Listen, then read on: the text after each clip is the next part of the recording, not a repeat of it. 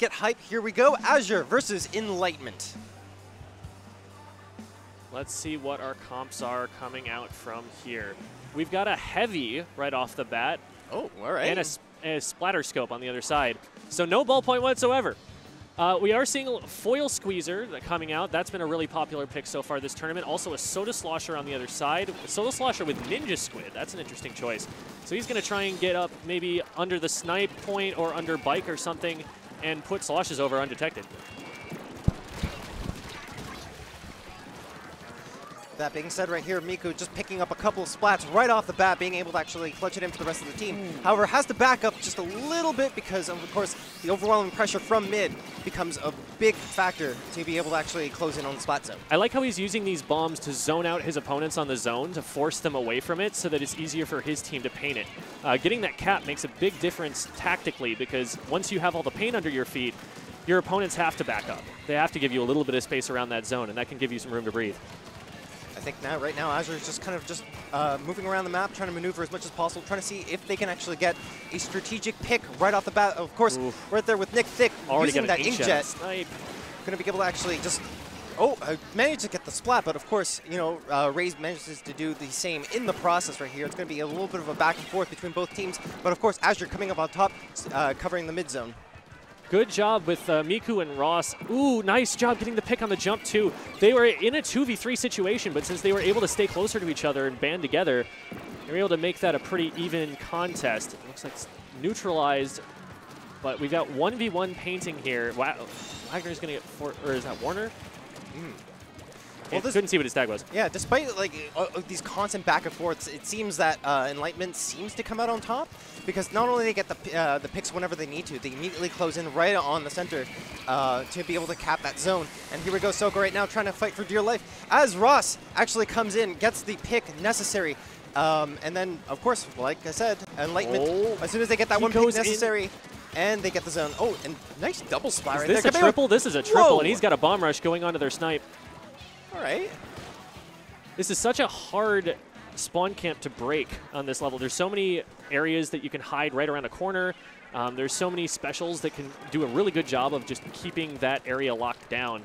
So Enlightenment in a really strong position right now, especially with this much of the map painted up. Well, Enlightenment doing a wonderful job right here, actually being able to play exactly to the goal. Right now they're looking really good with 30 points left on their score in order to actually be able to get this win. Inkjet has already stopped right now. Nick Thick has to retreat. Unfortunately gets taken down in the process, but that's okay. The rest of Azure right now just trying to mobilize and repel the rest of Enlightenment off their side of the map. This so they is can it, actually last second, they get it. Ooh. They even get the cap right away. That was so fast. Beautifully done, actually, by Azure right now. But once again, there's also this back and forth. Soko actually coming up huge by taking out Miku. Oh, there we go. The triple splat. And he keeps the zone for himself. He's got to fight this splatling back, though. All right. Okay, his teammate comes in. He's able to cap it with his help. All right, good job, Azure right now. Just Wagner and the rest of the Enlightenment crew just trying to see what they can get off this sting right here. One person does go down on Azure, but right now the clock is still going in their favor. Shiren has to just back off just a little bit to allow the rest of the team to breathe. But of course, Soko gets taken down by Ross. Here comes the rest of the burst bomb rush. And of course, the rest of Enlightenment just going to back them up in the process. They've got a lot of backup looking right at the sneaky there. Seeing if, okay, it's because they had an inkjet up in their spawn. That's why that was for. But they're putting a lot of pressure on Azure as they try and come out from their snipe. And there's Miku right there on sneaky like we were looking at earlier. Oh, just the rest of Enlightenment, as soon as they get that cap, they just condense right in on Azure's base, making it very difficult for them to escape. This is exactly what I was saying with regards to Snapper Canal. It can be really, really difficult to actually make that comeback whenever they secure that mid zone. And just like that, Enlightenment secures the victory for the first game. Just look at how green that map is. That shows that Enlightenment was playing faster. They were getting the zone, and then they were able to go all the way out, fan out all the way around the map, get their specials, and then you saw the T-Tech Nick Thick being a menace up on their snipe with that inkjet so many times. They were putting them right on top of the snipe right when they were trying to spawn and preventing any kind of push to get out. Now, here's the thing. It's just like you said with the inkjets. We saw it constantly. It feels like even though Nick Thick only got it like 3 times, it felt like every one of them was impactful. Yeah, it was very impactful. In quick situations like that where the games don't necessarily last the whole way, Or if they do, it's always such a key thing to make sure that you actually use your specials to the best of their ability.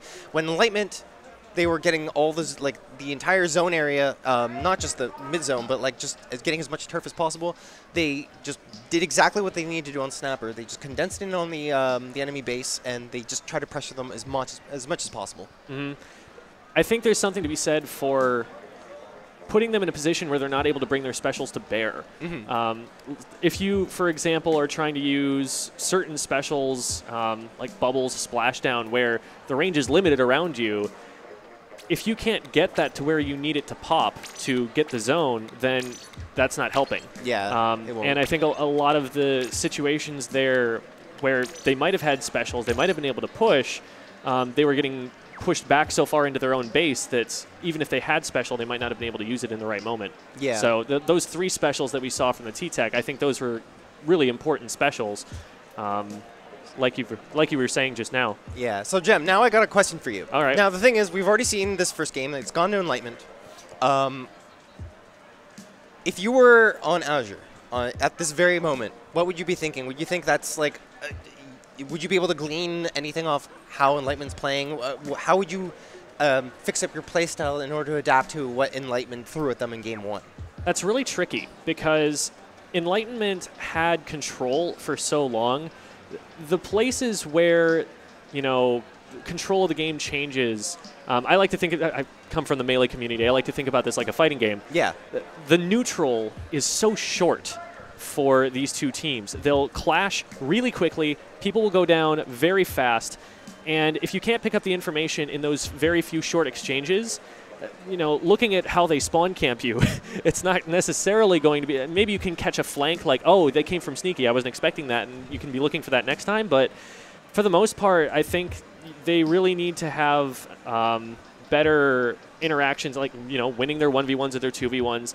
They need to be able to push in as a group and hold ground a little bit better. Because seeing that much of a map painted one side, that means that they were totally in control whenever the two teams came up against each other. Yeah.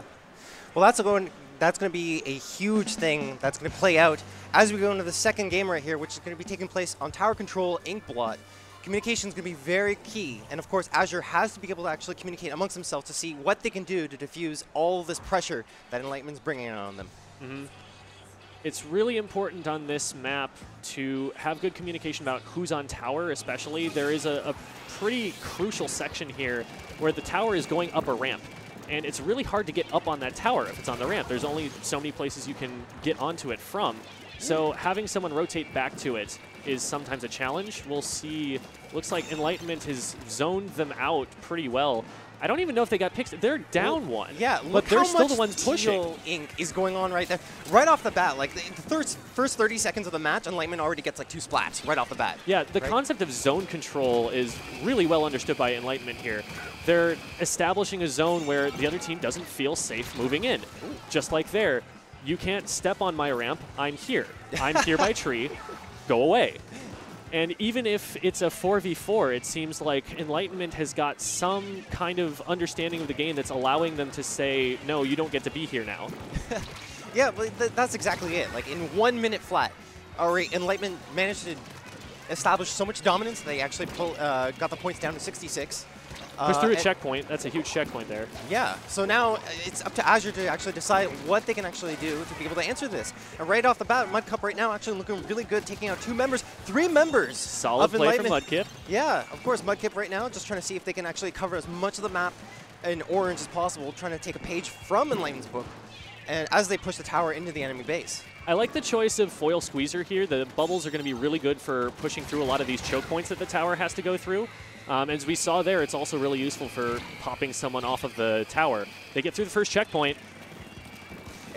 You know what? I will say this. You actually did, now that you point out the Foil Squeezer, they actually did use that in Game 1. Mm-hmm. But now this is Tower. It's a completely different beast right here, and I know that the Foil Squeezer and the use of bubbles, especially while you're riding the tower, comes in very handy. It's also a different map. I think the different map makes a big difference because Snapper Canal is a big, wide-open map. There are plenty of places you can go to avoid the bubbles. Here, tighter corridors. It can be difficult to get away if you're in the middle of a melee out there. Well, whatever it is, right now Azure is looking really good. They managed to turn around the game just like that, getting into 26 points and still counting. Ross right now actually has to dip and dodge back and forth to make sure that he actually avoids all this pressure coming in from Azure as they're still pushing in the tower. But I think Wagner right now has the situation under control, trying to repel Soko right off the tower. But you know what? Azure is actually being very persistent right here, managed to go for the back and forth by both teams as they actually still push into the base. Gets shot out of the splashdown. That might be the end of it here. We still have one member of Azure sticking around, but he's in a 2v1 situation. Oh, he's got Bubbles, though. Oh. See if he can get something going. Oh, Bubbles coming up. Wow, he might have actually given his team a chance to get back in. We'll see if they are able to rotate back onto Plat. No, I think Enlightenment will have snuffed it out this time. But that was actually really close. He actually had the Bubbles right there. If he would have popped it at the right time, he would have been able to take that one member in the booth and would have had that just complete upper area just completed themselves.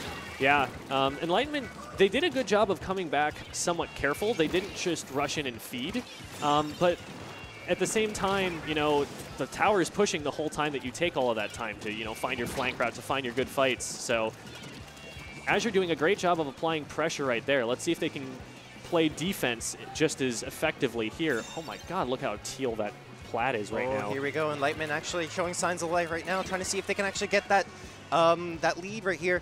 They're actually up to 35 points. They have everything necessary in their side of the table to actually make this happen. How is Nick at their spawn right now? Oh my goodness. Here we go right here. It's going to be 21 points. Nick has to climb out of the tower. There we go. They get the lead. Enlightenment looking really good, coming back from that, showing no distress whatsoever. And they might even be able to actually get the knockout from this. Yeah, I don't think they can stop it at this point. Nick looks way too confident with this positioning that he's going to be able to win these fights. Nick took out half the team right there of Azure. That was more than half the team. They spawned back in and died again. That is nuts. Wow. Enlightenment did not let that mid-game loss of the lead deter them whatsoever. If anything, it just empowered them. They say, all right, you know what? You want to play like that? We'll show you what we can do. And they just came in out of nowhere. Nick Thick. I just want to also point out that they're using the other variant of the Tetras. Yeah, the light Tetras. I was surprised to see that coming out. He's in their base. I don't know what a sprinkler is going to do for you there. Maybe or the auto bomb rush. Yeah. He was kind of trying to stay underneath the ledge and just throw auto bombs. Maybe it's zoning pressure. Maybe he wants them to not be able to walk safely into the area. I would not be surprised. Just with Enlightenment has already like an obscene amount of pressure. Tossing out extra auto bombs on top of that. What? Yeah, like imagine coming out of spawn and being like, okay, well, there's a chicken there, there's a chicken there, there's a chicken there. How do I get out of here? Exactly. Maybe that was the plan. I don't know. That seems crazy to me, but I mean, I guess they already had a splashdown, so maybe they were trying to find another special out of that. I will say Azure did find their ways to shoot the splashdown out of the sky whenever that went out, as far as we saw. So maybe that was the idea. They just didn't want a second splashdown. Now, let me just point this out, too. Of course, now that we're in top 12, we got the counter pick system that actually rolled in.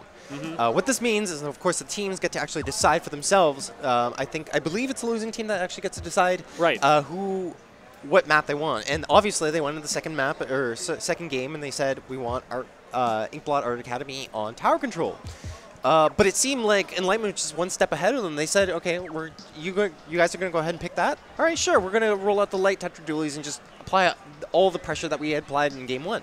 And that being said, now they're up to we're up to Game 3. They're one game away from actually securing the set.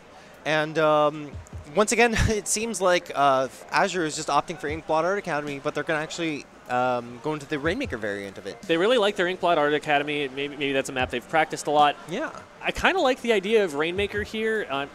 Just thinking they are down 2-0, and there have been some pretty dominating performances coming out of Enlightenment so far. Rainmaker, though, Rainmaker is one of those modes where if you get one good push, that could just win the game right away. It's not something that you have to sustain as much as, say, a tower control push. So maybe they're trying to get through on the volatility of the map mode. Yeah, that makes sense. I can actually agree with that. But that being said, guys, we are actually rolling into Inkblot Art Academy. Inkblot Art Academy. My bad. On Rainmaker. Here we go. Game 3. Of course, Enlightenment just one game away from being able to secure the set. Doesn't look like too much different coming out of Azure. We've got a bamboo. So maybe that's something that they're going to try and use to apply a little bit more forward pressure. Maybe they want to get their backline more mobile.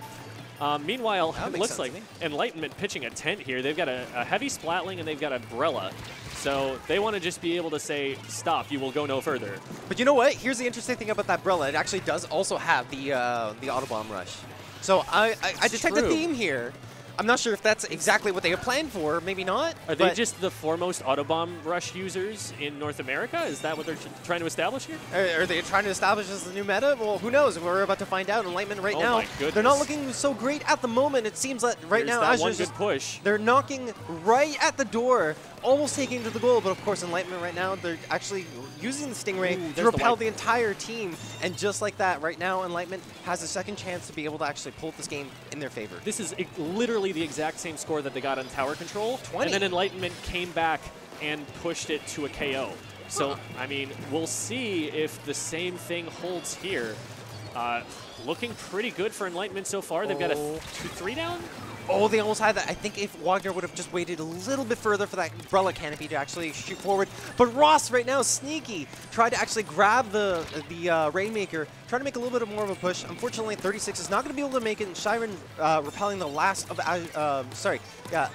repelling the last of Enlightenment's effort to be able to push into the base. And just like that right now, Enlightenment has to be able to knock on the outside, trying to see whatever picks they can get before they make a second push. You have to give huge props to Shiren for being able to shut down that push there. He got into a very strong position, and they had 3 on plat, but they couldn't hit the bamboo, and the bamboo was able to pick them off one by one. Oh, here we go. Right now, Azure looking in a bit of a tricky spot right now. They only have one person that's up in trouble right now, and just like that, it's going to be a full team wipe. Enlightenment right now trying to do whatever they can to establish as much dominance into their base before they actually make a final push. Here we go, Ross right now with the Rainmaker. Miku right in front. If they can shoot the umbrella canopy, that's going to make it so much easier to be able to make the Rainmaker push. But they're being so patient. There it is. And That might be like knockout. That is... Wow. That Stingray coming in huge there, zoning out members of Azure and also getting a couple of picks by itself there. That applied that zoning pressure that we've seen so powerfully used by Enlightenment that just forced Azure away and allowed them to waltz right up and jump it onto the podium. I'm just speechless right now because it's like... I thought, okay, you know what? In 2 of those games, Azure establishes a 20-point lead from victory, and they're just, they're sitting comfortably. If you get your goal or your objective to 20 points, that's pretty good. Right, you'd think.